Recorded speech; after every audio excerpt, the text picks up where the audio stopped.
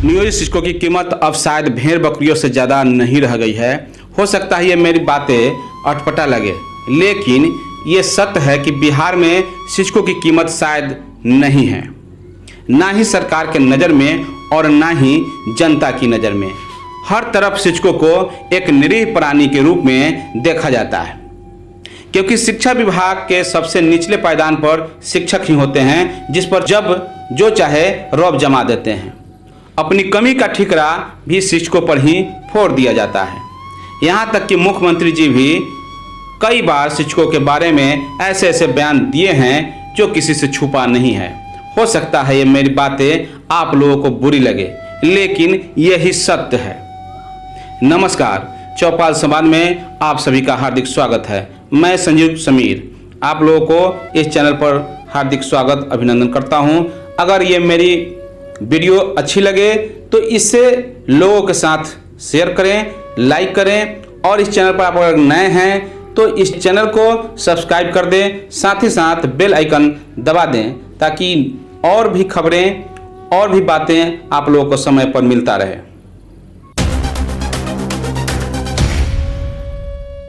एक तरफ बिहार में आज एक भी काम शिक्षक के बिना संभव नहीं हो पाता है। ऐसे में आज एक कोरोना महामारी में सरकार न लगाए संभव ही नहीं। लेकिन रोना इस बात का है कि जिस महामारी से सभी डर कर घरों में बैठे हैं, वहीं बिना सुरक्षा किट के ही क्वारंटाइन सेंटर पर ड्यूटी में शिक्षकों को तैनात कर दिया गया है। भारत सरकार के गाइडलाइन के अनुसार स्वास्थ्य और अन्य सभी कोरोना योद्धाओं को 50 लाख की इंश्योरेंस कवर की जा रही है। वहीं शिक्षकों को कोई इंश्योरेंस मुहैया नहीं कराया गया है और न ही शिक्षा विभाग इस हेतु कोई प्रयास कर रहा है। इसका मतलब साफ है कि सरकार चाहती है कि 50 लाख का काम 4 लाख में ही निपट जाए। अब मैंने निपट जाए शब्द इसलिए कहा कि शिक्षक जब उनकी आकस्मिक मृत्यु होती है तो उन्हें 4 लाख रुपए की अनुग्रह राशि उन्हें सौंपा जाता है, दिया जाता है, वो भी बहुत दौड़ने और परेशान होने के बाद। यह 4 लाख की राशि कोई आम इंसान भी अगर मरता है किसी दुर्घटना में तो उसे भी दी जाती है। जबकि अन्य विभाग अपने कर्मचारियों की चिंता करते हुए स्वास्थ्य विभाग से 50 लाख के इंश्योरेंस की मांग की है, लेकिन शिक्षा विभाग चिर निद्रा में सोई हुई है। शिक्षा विभाग इस संबंध में कोई भी पहल अभी तक नहीं की है, जबकि बिहार के शिक्षक संगठन इसके लिए लगातार मांग करते रहे हैं और अपने शिक्षकों के लिए इंश्योरेंस की मांग लगातार शिक्षकों के स्तर से भी की जा रही है, लेकिन शिक्षा विभाग बिल्कुल ही इस पर कोई सुनवाई नहीं कर रही है। अब आते हैं मुख्य मुद्दे पर। विभिन्न जिलों के क्वारंटाइन सेंटरों पर शिक्षकों के साथ मारपीट की घटनाएं आम हो रही है। वहीं आज विभिन्न जिलों के जिलाधिकारियों के द्वारा बिहार के तमाम मिडिल और प्राइमरी स्कूलों में क्वारंटाइन सेंटर बनाने का निर्देश प्राप्त हुआ है। ऐसे में सभी शिक्षकों की ड्यूटी क्वारंटाइन सेंटर पर एक कोरोना वॉरियर्स के रूप में लगाया गया है, लेकिन न ही उन्हें कोई सुविधा मुहैया कराया जा रहा है और न ही उन्हें इंश्योरेंस से कवर किया जा रहा है।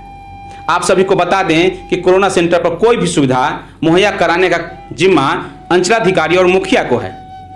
शिक्षक को सिर्फ देख रेख के लिए लगाया गया है। ऐसे में वे सारी सुविधाएं शिक्षकों से ही खोज रहे हैं, जिसके वजह से बात बढ़ने मारपीट तक की घटना हो रही है। कुछ तस्वीरें और खबरों के स्क्रीनशॉट यहां पर आप देख सकते हैं कि किस तरीके से शिक्षकों को मार पीट करके उसका सर फोड़ दिया जा रहा है। शिक्षकों को जान से मारने का प्रयास किया जा रहा है, फिर भी सरकार के द्वारा कोई भी सुरक्षा मुहैया नहीं कराया जा रहा है। ऐसे में अगर मैं कहूं कि शिक्षा की कीमत भेड़ बकरी से ज़्यादा नहीं है तो गलत नहीं होगा। आज एक आम इंसान भी किसी घटना से मरता है तो 4 लाख की अनुग्रह राशि के रूप में दिया जाता है, और बिहार के सारी योजनाओं को फलीभूत करने वाले शिक्षक के मरने पर भी 4 लाख से ज़्यादा एक फूटी कौड़ी भी नहीं मिलती है।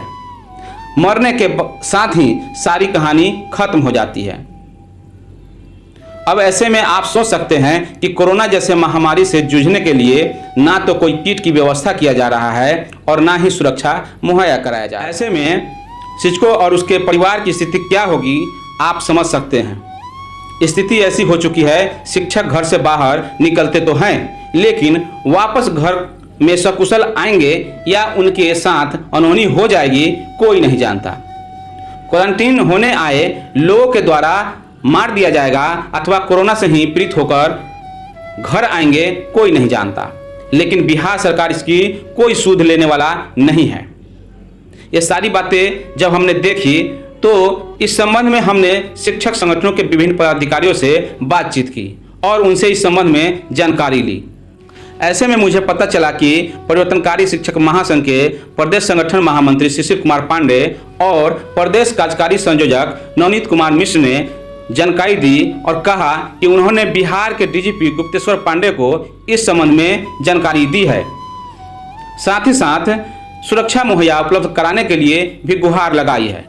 वहीं परिवर्तनकारी शिक्षक महासंघ के प्रदेश प्रधान सचिव जमील अहमद विद्रोही ने बताया कि बिहार की स्थिति बहुत ही गंभीर है। सूचना मिली है कि विभिन्न जिलों में क्वारंटाइन सेंटर पर शिक्षकों के साथ मारपीट की घटनाएं आम हो रही है। यह काफी दुखद है। आइए जानते हैं उन्होंने क्या कहा। आपके चौपाल संवाद के माध्यम से हम बिहार सरकार को ये संदेश देना चाह रहे हैं कि जिस तरह से प्रवासियों के द्वारा हमारे शिक्षक साथियों पे जो हमला किया जा रहा है, कई जिलों से हमारे पास ये सूचना आई है और ये लगातार बढ़ रहा है। तो हम बिहार सरकार से ये निवेदन करना चाहते हैं। हमने कई बार परिवर्तनकारी शिक्षक महासंघ की ओर से बिहार सरकार को और कल हमने डीजीपी साहब को भी इस बारे में लिखा है कि जहां पे क्वारंटाइन सेंटर बनाया गया है वहां पे टीचर और अदर सरकारी कर्मचारियों को जो लगाया गया उसका सुरक्षा मुहैया कराया जाए। आप वहां पे पुलिसकर्मी ज्यादा तैनात कीजिए कि इस तरह की घटना न हो दोबारा, क्योंकि एक तो शिक्षक वेतन के अभाव में मर रहे हैं, ऊपर से गवर्नमेंट का को हम लोग कई बार लिखते आ रहे हैं कि आप पीपीई किट मुहैया कराइए, लेकिन अभी तक नदारद है। इन केस अगर कुछ हो जाता है इस दौरान, उसकी जिम्मेदारी कौन लेगा?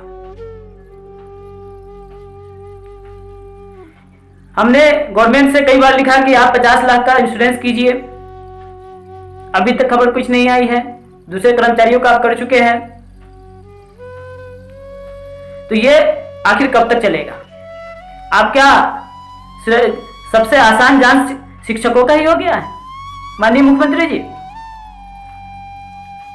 जब चाह कहीं भी लगा दिया, बगैर सुरक्षा के लिए लगा दिया। हम शिक्षक हमेशा समाज के हित में काम करते हैं और आगे भी करते रहेंगे। इस तरह की जो आपदाएं आएगी उसमें हमने हमेशा काम किया है बढ़ चढ़ के और आगे भी करेंगे, लेकिन इसको आपको भी समझना पड़ेगा कि शिक्षकों के भी बाल बच्चे हैं, उनका एक परिवार है, उनका भी जान है। लोग एक एक महीना 2-2 महीना क्वारंटाइन सेंटर पर रहेंगे बगैर सुरक्षा किट के, क्या होगा? आपने अभी तक 50 लाख का जो हम लोगों ने मांग किया उसका घोषणा तक नहीं किया है कि उसका बीमा कराया जाए। ये बहुत दुर्भाग्य की बात है। ना आप सुरक्षा मुहैया करा पा रहे हैं, ना आप हमारा बीमा किए, नहीं हमारा पीपीई किट वगैरह हम लोग को दिए।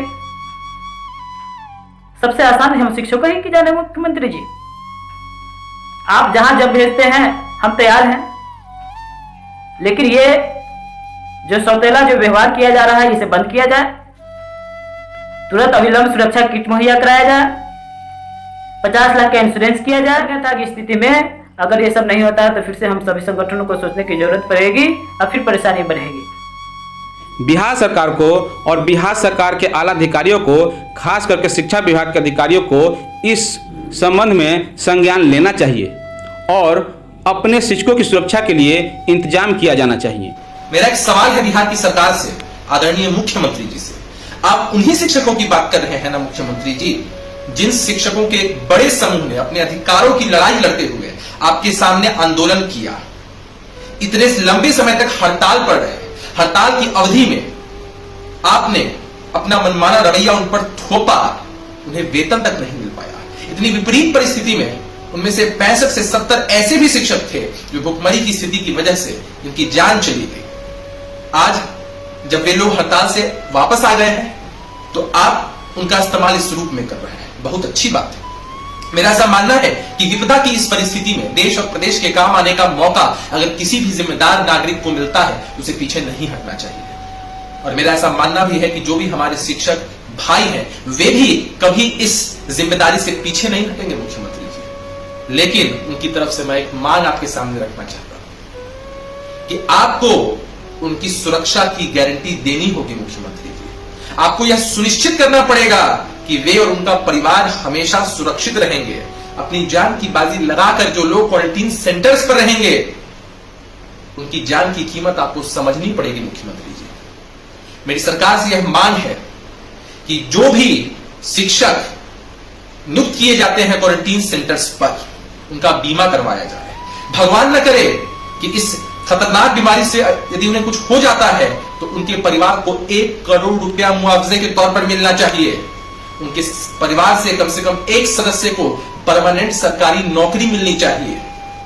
यह बेहद जरूरी है, इसे सुनिश्चित करवाइए मुख्यमंत्री जी। शिक्षकों से जुड़ी हुई प्रमुख खबर जो आप लोगों तक पहुंचाना हमने अपना कर्तव्य समझा। अगर आप लोग को यह वीडियो पसंद आया तो इसे लाइक करें, शेयर करें। साथ ही साथ अगर आप इस पर नए हैं तो कृपया कर इस चैनल को सब्सक्राइब कर दें। धन्यवाद।